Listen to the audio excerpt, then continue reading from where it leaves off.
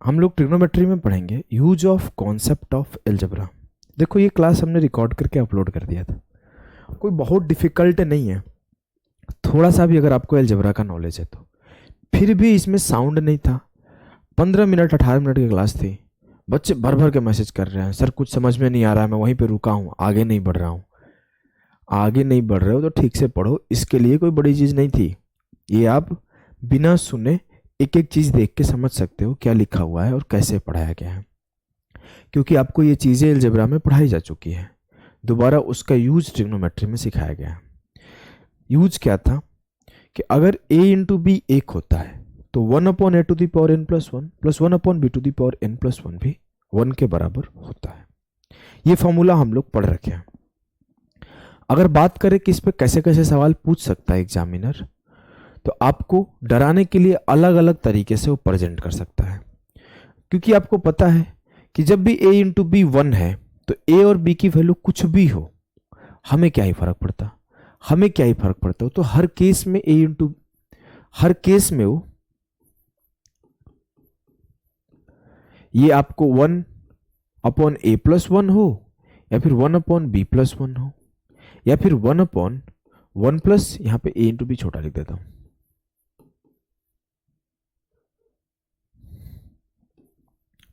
1 plus a का square plus 1/1 plus b का square हो, या फिर आप बोल सकते हो 1/1 प्लस a का क्यूब हो प्लस 1/1 प्लस b का क्यूब हो।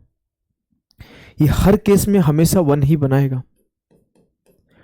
प्रॉब्लम तब नहीं होता जब आपको क्लियरली लिखा रहता है a इंटू बी 1 है। प्रॉब्लम तब होता है जब वो आपको देख के निकालना पड़ता है कि a इंटू बी 1 है कि नहीं है, और वहीं पे साइन और कॉस वगैरह काम आता है।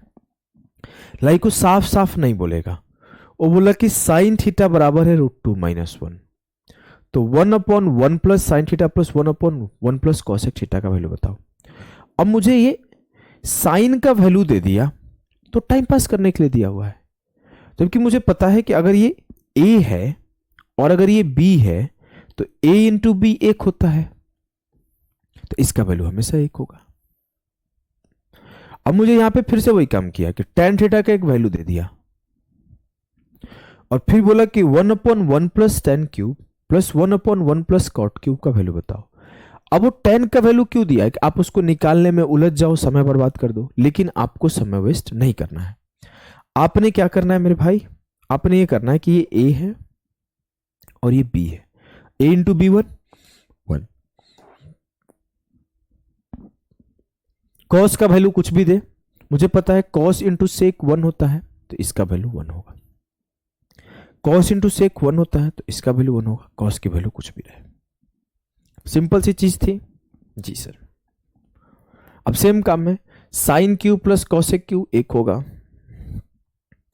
टेन कॉट 1 होगा, कॉस सेक 1 होगा, क्योंकि तो फॉर्मूला है। अगर आप थोड़ा भी अलजेब्रा याद हो तो आपको ये तो फॉर्मूला है कि a इंटू बी अगर 1 है तो 1/1 प्लस a के power anything plus 1/1 plus b के पावर एनीथिंग 1 होगा।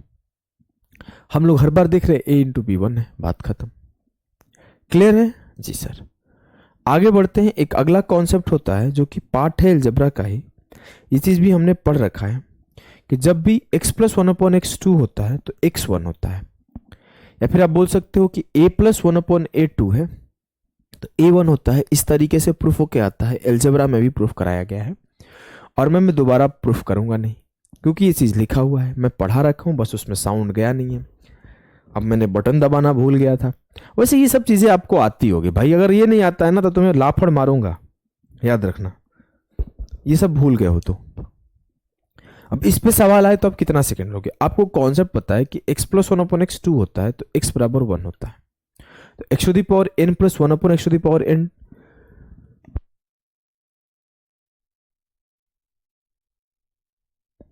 भी 2 होता है जी सर। वैसे ही sine x plus cosec x 2 है तो sine to the power 17 plus cosec to the power 18 क्या होगा, मुझे क्या ही फर्क पड़ता है। मुझे तो पता है x प्लस 1/x2 है, लोगों के लिए साइन कॉसेक होगा, मेरे लिए तो ये x है, ये 1/x है, तो x प्लस 1/x अगर 2 है तो 1 प्लस 1 2 होगा ये भी। अब कुछ लोग ऐसे भी सोच सकते हैं कि यहाँ पे साइन को 90 पुट कर देंगे, पुटिंग वोटिंग नहीं सोचना। ये आपको एक एल्जेब्रा का फॉर्मेट है, तो इसे एल्जेब्रिक फॉर्म में ही देखो तो बेहतर है। देखो मेरे साहब क्या ना, ऊपर लगा दिया है, अब इसको साइड में लगाता तो मेरे को दिक्कत नहीं होता। अब मैं ऊपर देखने लगता हूं। Sine theta plus cosec theta 2 है, तो भी 1 + 1 2 होगा। क्यों? क्योंकि x + 1/x2, तो x to the power anything plus 1/x to the power anything 2, sine plus cosec 2, फिर से 1 + 1 2, कॉस प्लस सेक 2, तो 1 + 1 2। करना क्या है, लोगों के लिए वो साइन है, कॉसेक है, सेक है, हमारे लिए तो x + 1/x है, x + 1/x है। x + 1/x2, तो x + 1/x2 होगा। x + 1/x2, तो x to the power anything plus 1/x to the power anything 2 होगा। x + 1/x2, तो x + 1/x2 होगा। करना क्या है, कुछ नहीं करना है। इसके लिए पता नहीं क्यों इतने मैसेज कर रहे थे। x + 1/x2, फिर से ये 2 होगा, लेकिन ये 2 - 2 यहां पे साथ में है तो 0 हो जाएगा। x + 1/x2, तो फिर से ये 2 होगा। x + 1/x2, तो फिर से ये 2 होगा। हटाओ, इसके लिए जो मैसेज किया है उसको तो मन कर रहा है मैं इधर साइड में बुला के अकेले बात करूं कि पढ़ना चाहते हो कि नहीं पढ़ना चाहते हो।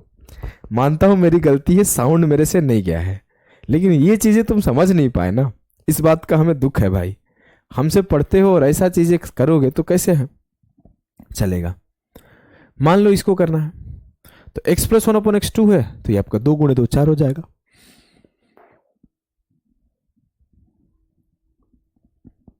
फिर से x + 1/x2, ये CGL 22 का आया वो सवाल है प्री का। तो x + 1/x2, तो ऐसे दिया है, तो ये भी 1, ये भी 1, ये भी 1 × 1, तो 1 + 1 + 2 × 1 × 1 4 होगा। एक सवाल CDS का भी है कि x + 1/x2 है, तो 10² प्लस x² + x³ प्लस, उससे हमें क्या ही फर्क पड़ता है। मुझे पता है कि ये भी 1 है, ये भी 1 है, मुझे पता है 1 है।